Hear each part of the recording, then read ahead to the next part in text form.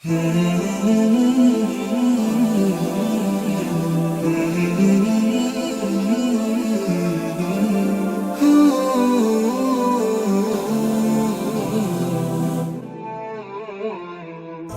يجدد في جمعية الدعوة نور، الدعوة للجميع. Bismillahirrahmanirrahim. Assalatu wassalam ala ashrafil mursalin wa ala alihi wa sahbihi ajma'in. Amma ba'd. Assalamualaikum warahmatullahi wabarakatuh. Mga kapatid sa Islam, nandito naman po tayo para magbigay ng Islamikong pagpapayo patungkol ito sa pagbabakasyon na ginawang pagsamba. Opo mga kapatid sa Islam, napakaganda ng Islam. Kasi nga, may nababanggit po siya sa Quran o sa Hadith na ang paglalakbay ay dapat may kaakibat na pagsunod kay Allah subhanahu wa ta'ala. Kasi nga, nabanggit ng Allah subhanahu wa ta'ala, sabi niya, A'udhu billahi minash shaitanir rajim, Kul siru fil ardi, Fatanduru kayfa ibada'al khalqa, Thumma Allahu yunshi'u nash'atal akhirah, Inna Allah ala kulli shay'in qadir. Sa sinabi ng Allah subhanahu wa ta'ala, sabihin mo, magsilakbay kayo sa kalupaan at saka tughayan ninyo kung paano sinimulan ang paglikha at pagkatapos ay pinasibol ni Allah ang huling pagkasibol. Sa katunayan, si Allah sa lahat ng bagay ay may kakayahan. Kaya sa sinabi ng Allah subhanahu wa ta'ala, inutusan po tayo na magsilakbay, pumunta, humayo sa kalupaan at tugnayan, tignan, pagmasdan, paano nagiging ganon ang paglikha ng Allah. Allahu Akbar. Kaya tumitingin tayo sa mga bundok kapag nasa paglalakbay po tayo. Dapat magmuni-muni ka po, kapatid. Paano nabuo ang bundok na yan? Paano nag-ipon-ipon ang mga bato na yan? Paano umagos ang mga ilog? Paano naipon ang mga tubig sa karagatan? Paano lahat yan mga kapatid? Paano na yan? Dapat umabot po yan kay Allah subhanahu wa ta'ala. Ganun po tayo. Kapag inuugnay natin ang ating sarili patungo sa lumikha sa atin. Kaya po, lahat po yan, ang Allah lamang ang nagpalabas, nagpasibol. Kasi nga ang Allah, Inna Allaha ala kulli shay'in qadir. Siya po ang merong kakayahan sa lahat ng bagay. Ganun po tayo mag-isip. Ganun po tayo magparamdam. Ganun ang ating layunin eh. Gusto natin na magiging tagasilbi ng Allah, na dapat magpasalamat sa lahat ng mga nilikha, sa mga nilikha ng Allah. Kaya sa paglalakbay kapatid, pagkakataon po yan sa pagpapasalamat kay Allah subhanahu wa ta'ala. Kaya mayroon siyang nabanggit sa Quran, sabi niya, wa huwal ladzi ja'ala al-laila wan nahara khilfatan liman arada ay yatadhakkar aw arada syukura. Sinabi ng Allah subhanahu wa ta'ala, at siya ang yaong gumawa ng gabi at umaga na salitan para sa sinumang gustong makakaalaala o gusto maging pala pasalamat. Allahu Akbar. Ito pala ang dapat nating gawin. Dapat magiging pala pasalamat, syukura. Kasi nga, ang pagiging palaging nagpapasalamat kay Allah ay nagiging magaan po ang ating pakiramdam. Na ikaw po ay sumusunod, parang isubmit mo na ang iyong sarili kay Allah kaysa itakwil mo ang iyong pagkatao, ang iyong pagkalika, itakwil mo, subhanallah. parang gustong matulog, napilit mong pinipilit mong sarili mo na ayaw matulog, kaya magkakaano ka lang magkakaproblema ka lang Ganun na ganun din ang pagyakap natin sa realidad ng buhay. Kaya sa pagpapasalamat, kapatid, yun, isa sa mga makakatulong sa iyo yan. Kaya sa paglalakbay, kahit sumakay ka sa mga eroplano, sumakay ka sa mga vapor, o sa sasakyan, o sa mga bus, dapat ang iniisip mo, pasalamatan mo si Allah. Kaya sa dua natin sa paglalakbay, may nababanggit ka dyan na magpasalamat ka sa naglagay sa iyo sa mga ganitong mga sasakyan, kasi mga nauna sumasakay sila sa kanilang mga hayop, at dito nagpapasalamat sila kay Allah kasi ang mga hayop na yan sumusunod, subhanallah, tumatalima sa utos ng may-ari sa kanya, hindi siya lumalabay. Kung iisipin mo, ang mga hayop lumalaban sa mga sumasakay, ano na kaya mangyari? Sampo sasakay ka sa kabayo, sisipain ka ng kabayo. O sasakay ka sa mga baka, uhulugin ka ng baka. Kasi ayaw magpasakay. Kaya sumakay ka sa kalabaw, susungayin ka ng kalabaw. Kaya, subhanallah, kung maisip ng tao, mga kapatid, talagang magpapasalamat siya kay Allah. Kasi nga, binigyan siya ng katatagan at binigyan siya ng pagiging may-ari niya na kaya niyang pamalahan ang mga ganitong mga hayop. Ganun din sa pagsakay sa mga eroplano. Paano ka lalakbayin mo? Puputulin mo ang himpapawid. Hirap kayo yun. Kaya pinag-aaralan niya paano nila pinuputol ang himpapawid, ang mga hangin. May mga pag mayroong pag-aaral talaga yan. Kasi kung hindi nila pinag-aralan, ay talagang magka-crash ang mga eroplano, mga kapatid. Kaya ganun na ganun ang ng Allah subhanahu wa ta'ala pagkalikha. Kaya yun, isa sa mga pagkakataon niya na magpasalamat ka talaga kay Allah subhanahu wa ta'ala. Kaya merong nabanggit din ng Allah subhanahu wa ta'ala, sabi niya, Subhana rabbika rabbil izzati amma yasifun wa salamun alal mursalin walhamdulillahi rabbil alamin. Sinabi ng Allah, luwalhatiin ang iyong Panginoon ng kamahalan, hinggil sa kanilang nilalarawan at kapayapaan sa mga mensahero at papuri para sa Allah ang Panginoon ng mga sanlibutan. Kaya dito sa sinabi ng Allah subhanahu wa ta'ala, sa pagluluwalhati sa mga nakikita mo, sa mga tanawin na nagpamangha sa iyo. Nakita mo ang beach, ang ganda, kumikislap talaga mga mata mo. Mararamdaman mo talaga ang simoy ng hangin. Ang mga mayroong pananampalataya kay Allah, ganito ang kanilang sasabihin, lumalabas talaga sa bibig nila ang Subhana rabbika rabbil izzati amma yasifun. Kaluwalhatian sa iyong Panginoon. Ganun na ganun ang lumalabas sa mga may takot kay Allah na minamahal nilang Allah, niluwalhati nila ang Allah. Kaya sa pagkamangha, mga kapatid, wag nating pasalamatan lamang ang Mother Nature. Pasalamatan mula ang dagat. Salamat sa dagat. Subhanallah, huwag mong kalimutan na mayroong tagapamahala ng mga dagat na yan. Na mayroong nagpapanatili sa mga kabundukan na yan. Yun ang Panginoon na si Allah subhanahu wa ta'ala. Kaysa ilalarawan, isang pula lang nagkaroon ng bagyo. Tapos, hinarang ng bundok ng Madrid, tawag yun? Sierra Madre. Tapos, di-drawing pa sila. Parang babae, subhanallah. Tapos, tinitigilan niyang ang bagyo. Yun, isa sa mga, kung iisipin mo, bakit hindi ka nagpasalamat sa lumikha ng bundok na yun? Kaya, sa paglalakbay, mga kapatid, kapag ikaw, time mo, pagkakataon mo, na lumakbay at nakakita ng mga ganito, huwag ka lang mamangha sa mga tanawin.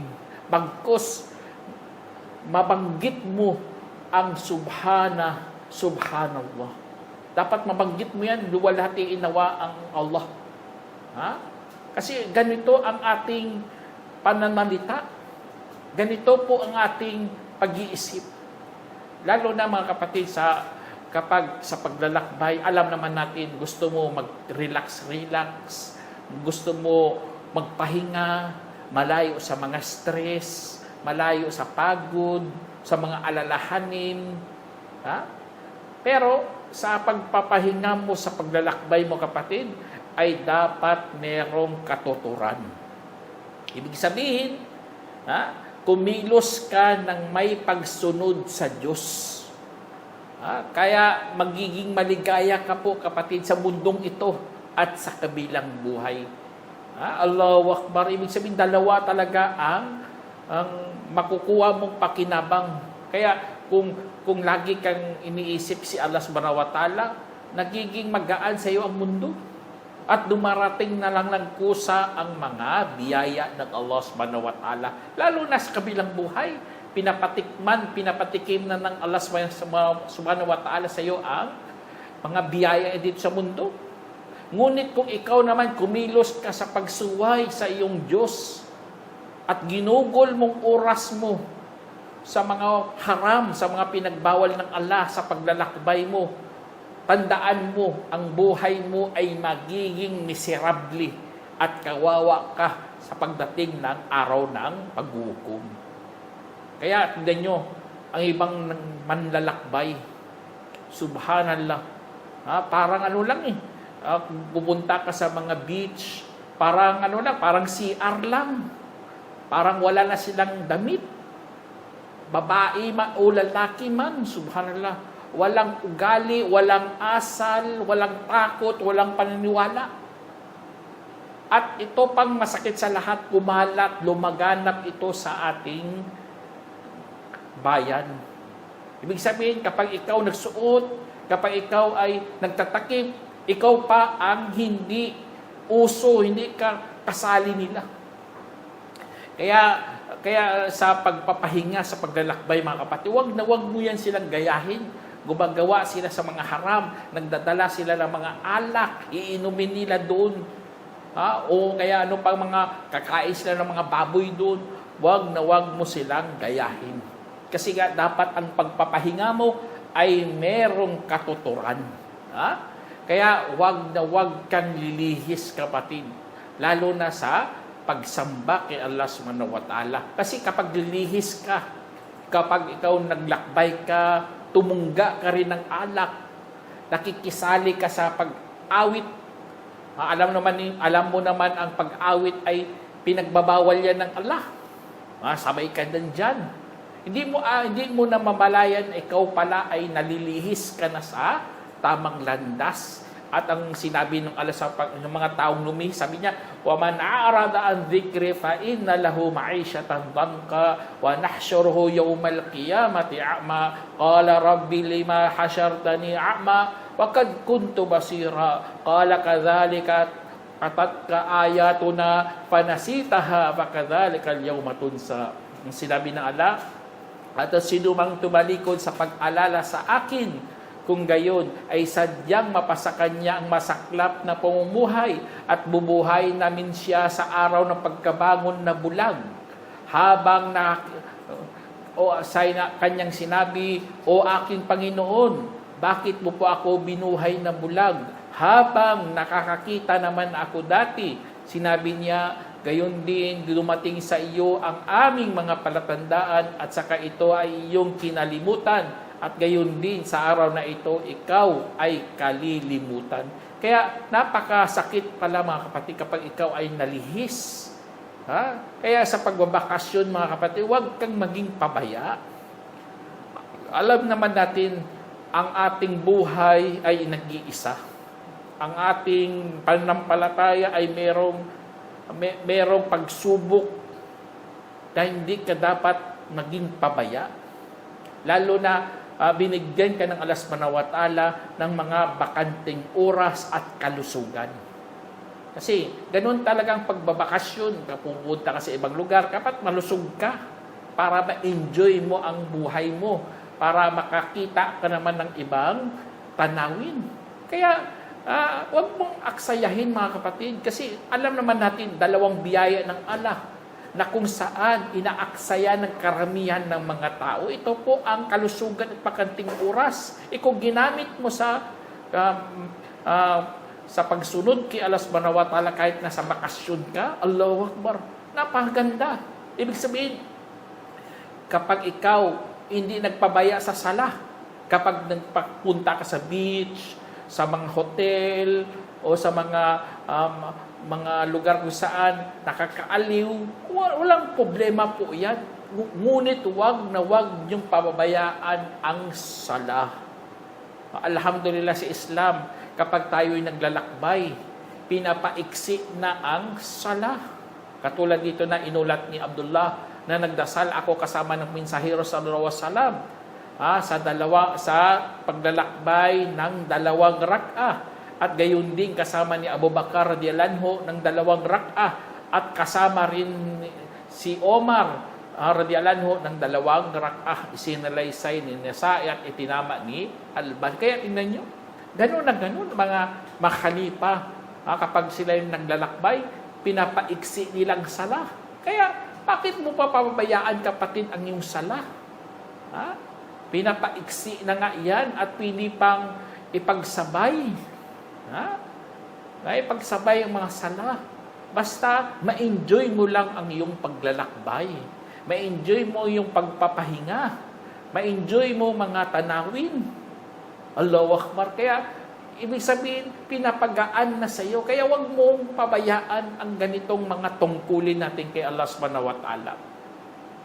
Kasi ito, mga oras na ito, pagkakataon to ng pagmuni-muni natin. Kaya kung sinayang mong oras mo, kapatid, ay kawawa ka. Merong pang kaparusahan na naghihintay sa iyo doon sa araw paghukom dahil sa iyong pagsasayang. Kaya po, alhamdulillah bilang mga Muslim, tayo po pinaghawakan talaga natin ang ating reliyon. At may mga iba pang mga imam nagsasabi, katulad ni Imam Shafi'i, patungkol ito sa paglalakbay. Sabi niya, kalil Imam Shafi'i rahimahullah, Safir wa fi al-asfari khamsu fawaid, tafriju hammin wa iktisabu ma'isatin wa ilmin wa adab wa sohbatu majid. Sinabi ni Imam Shafi'i, kahawaan nawa siya ng Allah, maglakbay ka sapagkat sa mga paglalakbay ay mayroong 5 benepisyo: kaginhawaan sa alalahanin at paghahanap buhay, kaalaman, mabuting asal, at pakikisama sa isang marangal na tao. Kaya, tingnan nyo, si Imam Shafi'i, kasi si Imam Shafi'i dati, naglalakbayan siya para sa kaalaman. Pinupuntahan niya ang mga scholar, katulad ni pinuntahan niya si Imam Malik. Iba pang mga ulama, pinupuntahan niya ni Imam Shafi'i. At natuto siya sa paglalakbay, mayroon palang 5 benepisyo. Allahu Akbar. Kaya, ganoon din po tayo. Alam naman natin, kailangan natin ng pahingahan, pagpahinga sa ating katawan at isipan. Dapat ma-enjoy mo, dapat umupo ka doon sa beach, tapos meron kang hawak-hawak na buko juice, subhanallah. Sobrang saya mo kaya yun. Bakasyon na bakasyon talaga. Kaya napapahingang iyong isip. At lalo na kung kasama mo ang iyong pamilya at mga kaibigan, Allahu Akbar, nagpapalakas po yan ng mga ugnayan. At nagpapalawak po yan ng kaalaman at karanasan at kasanayan. Kaya sa mga natutunan mo, kapatid, dapat maibalik mo yan pag-uwi mo sa iyong lugar. Para magkaroon ka naman ng bagong kasanayan. Kaya at isa sa mga pinagbigyan natin ng pansin sa paglalakbay, wag kang tumingin talaga na merong inggit sa iyong mga mata. Ang iba kasi, naglalakbay sila kapag nakita nilang tao maraming pera o kaya merong naggawang mga magandang lugar, nainggit siya sa mga may-ari. Huwag mong gawin yan, kapatid. Kasi kapag Itinututok mo ang iyong mga mata sa pagnanais sa mga palamuti dito sa buhay sa mundo, ay talagang malilingat ang iyong puso sa pag-alala kay Allah. At sinunod mo na ang iyong pagnanasa o kaya pithaya. At ang problema sa lahat, magiging kalamisan na ang iyong kalagayan. Tingnan yung iba, naiinggit sila. Gusto nila yayaman din, kaya magbenta na lang ng droga o ano pa dyan. O kaya iba nakakita mayroong yati. Wala na, magnakaw na lang sa gobyerno. Malita-malita na. Bahala na kayo dyan. Basta ako mayroong kickback. O kaya mayaman ako, magkaroon ako ng yati. Subhanallah. Yun ang pag-iisip, mga kapatid. Naaapakan ng iba dahil sa panlalamang sa kapwa.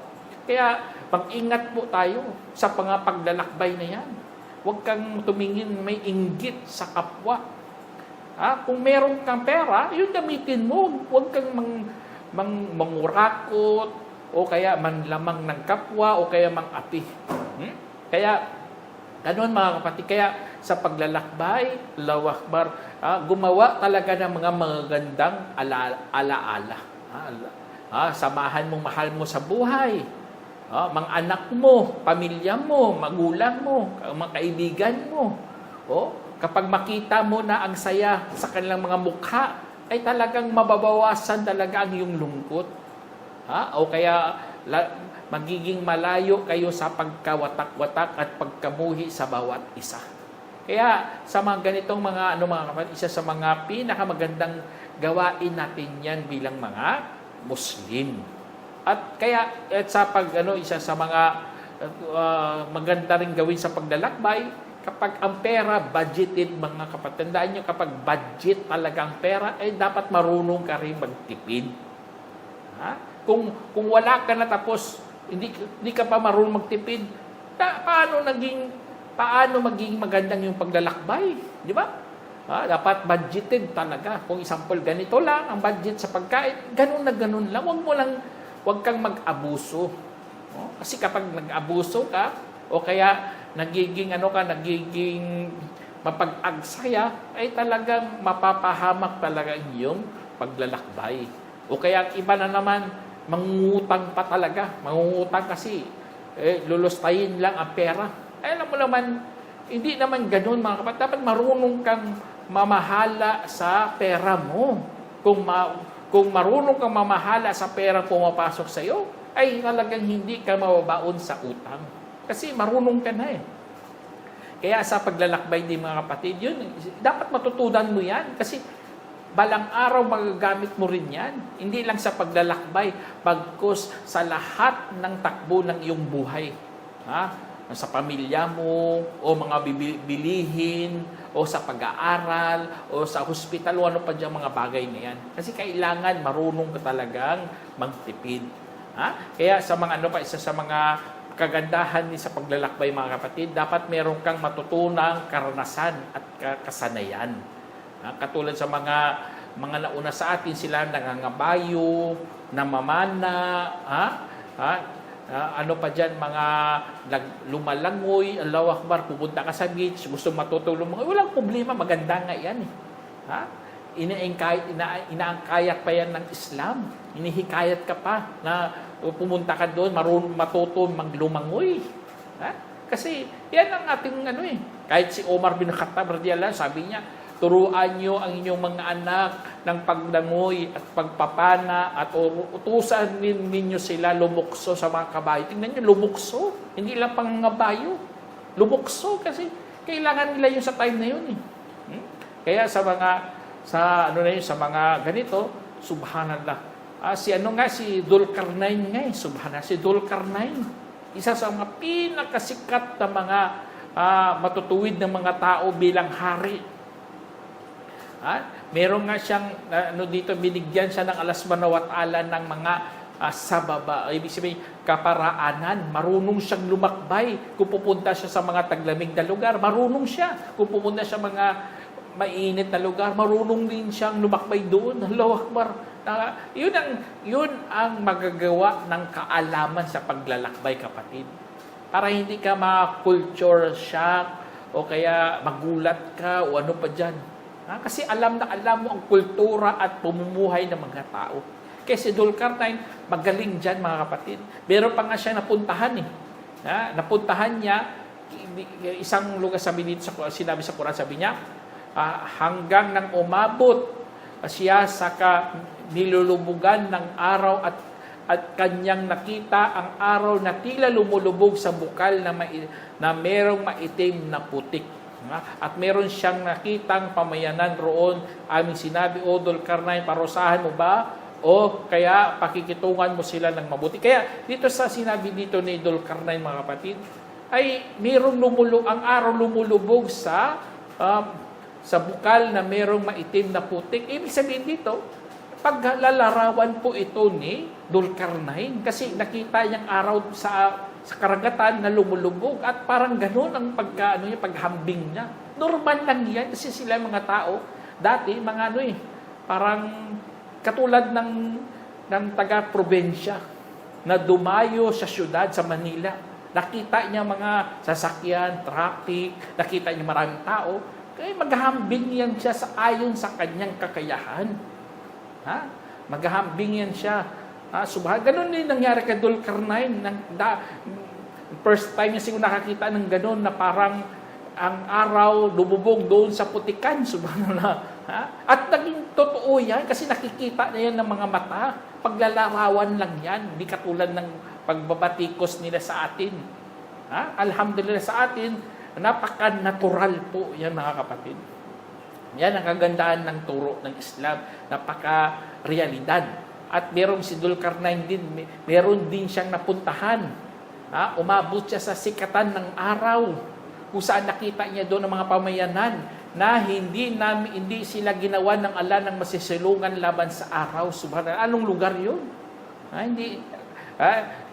Meron mga ibang lugar nga na parang ang araw hindi na sumisilong, hindi na siya para tulad sa Norway. Pahaba ng araw nila doon.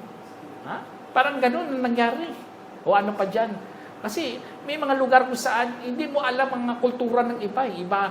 Meron siguro, meron sa bundok, o mga sa kahuyan lang sila, hindi sila gumagawa ng mga ganitong mga bahay na may silungan, o ano pa dyan mga gawain kung saan, hindi natin alam.